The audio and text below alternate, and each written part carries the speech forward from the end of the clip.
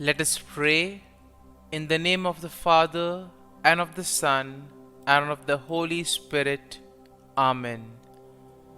O Jesus, through the Immaculate Heart of Mary, I offer you my prayers, works, joys, and sufferings on this day for all the intentions of your Sacred Heart, in union with the holy sacrifice of the Mass throughout the world, in reparation for my sins, for the intentions of all my relatives and friends, and in particular for the intentions of the Holy Father. Amen. Let us pray for the intentions of the Holy Father for the month of May, for the formation of religious and seminarians. We pray that religious women and men and seminarians grow in their own vocations through their human, pastoral, spiritual, and community formation, leading them to be credible witnesses to the gospel. Our Father, who art in heaven, hallowed be thy name. Thy kingdom come, thy will be done, on earth as it is in heaven.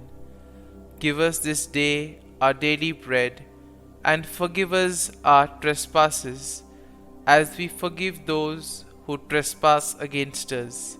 And lead us not into temptation, but deliver us from evil. Amen. Hail Mary, full of grace, the Lord is with you.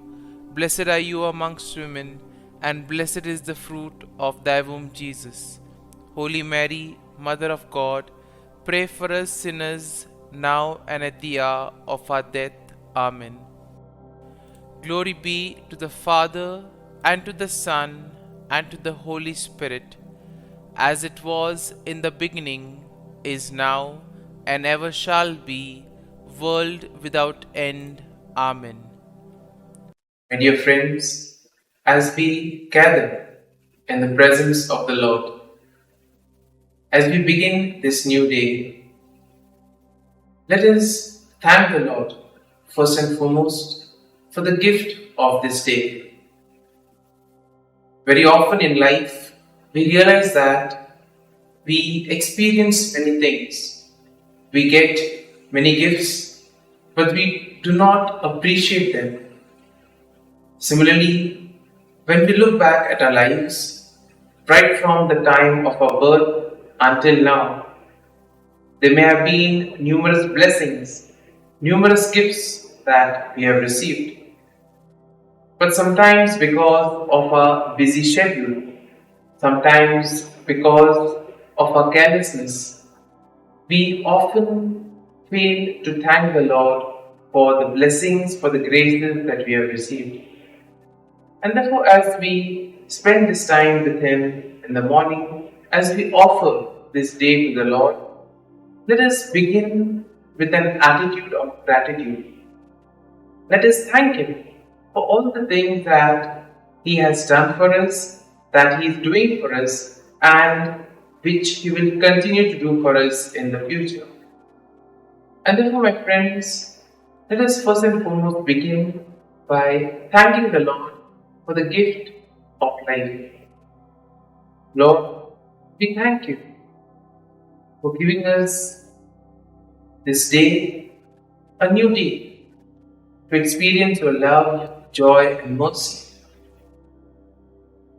We thank you for giving us another opportunity to correct some of our errors and our mistakes.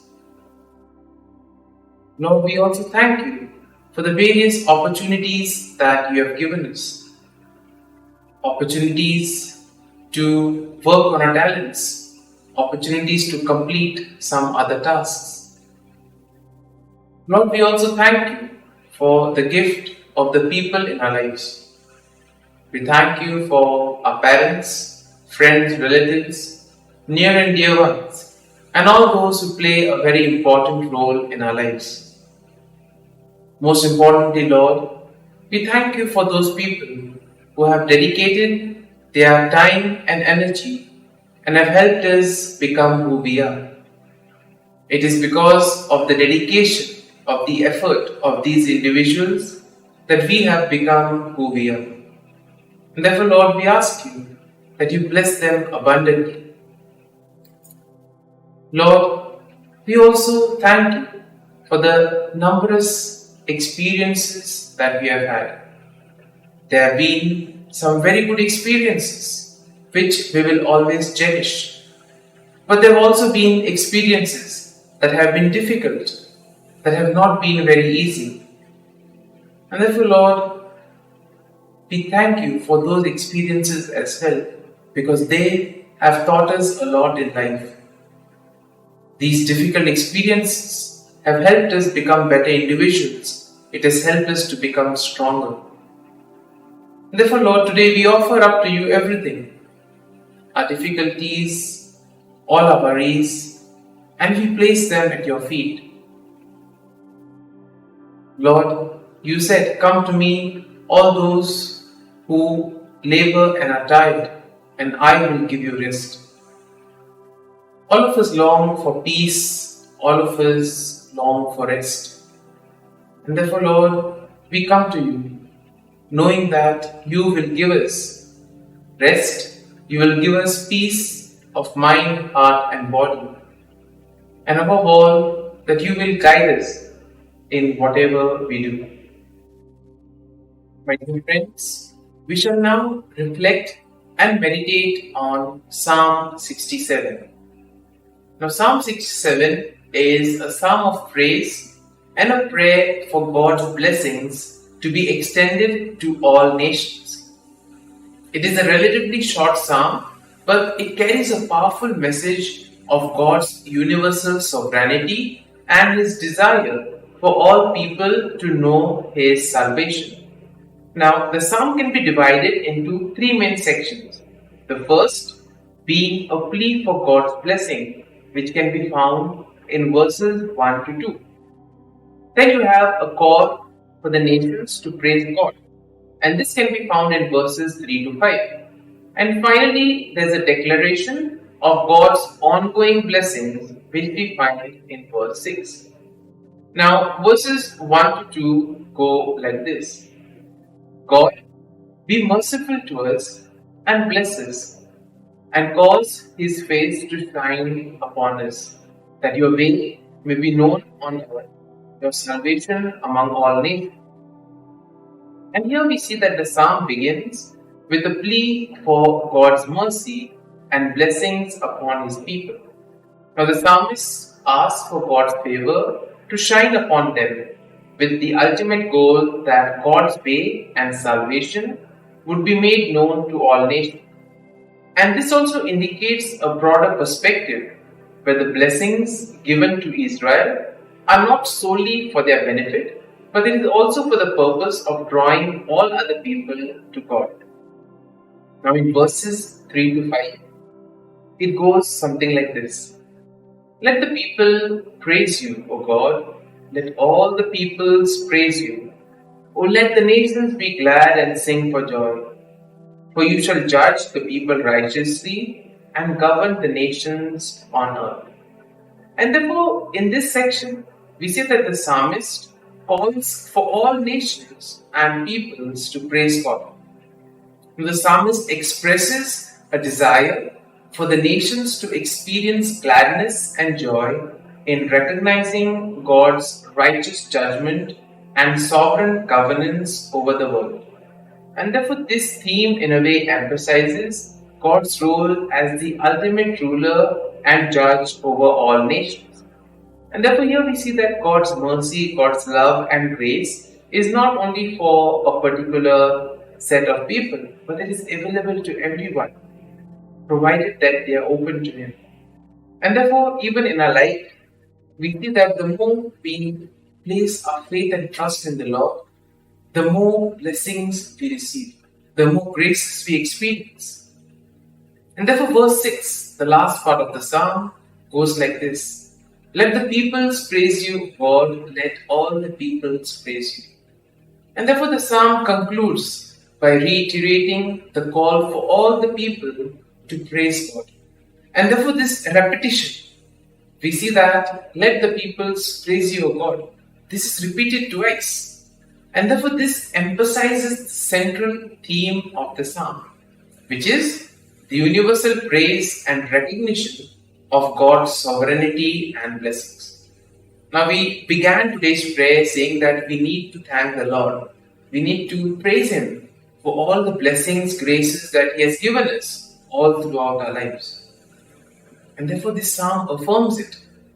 This psalm tells us that we should take time to appreciate the small things that have happened in our lives. Very often, we ignore these small aspects. And therefore, today, the psalm invites us. Stop, look at your life, look at the blessings that you have received, and thank the Lord. Because everything ultimately comes from the Lord.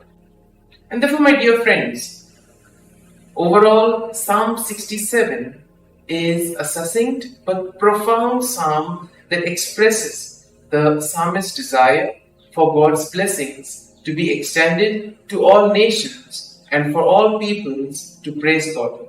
Now, it also emphasizes the universality of God's sovereignty and salvation, highlighting the desire of God to draw people from all corners of the earth to Himself. Now, the psalm also serves as a reminder of the grand scope of God's plan and His invitation for all people to experience His blessings and salvation.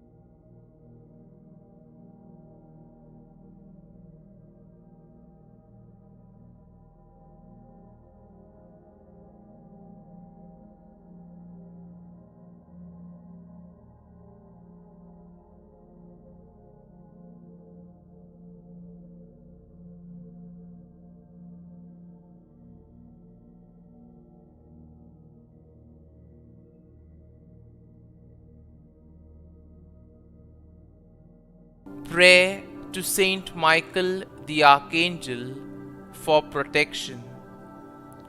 Saint Michael the Archangel, defend us in battle. Be our defense against the wickedness and snares of the devil. May God rebuke him, we humbly pray. And do thou, O Prince of the heavenly hosts, by the power of God, thrust into hell Satan and all the evil spirits who prowl about the world, seeking the ruin of souls. Amen. Act of Adoration. O Sacrament most holy, O Sacrament divine, all praise and all thanksgiving be every moment thine. Saint Gertrude Prayer for souls in purgatory.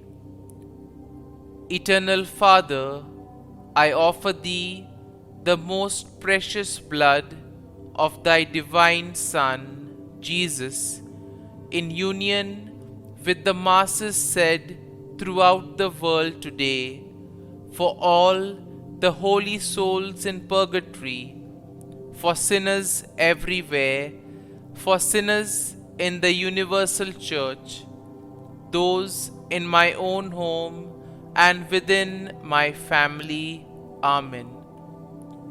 May the divine assistance remain always with us, and may the souls of the faithful departed through the mercy of God rest in peace.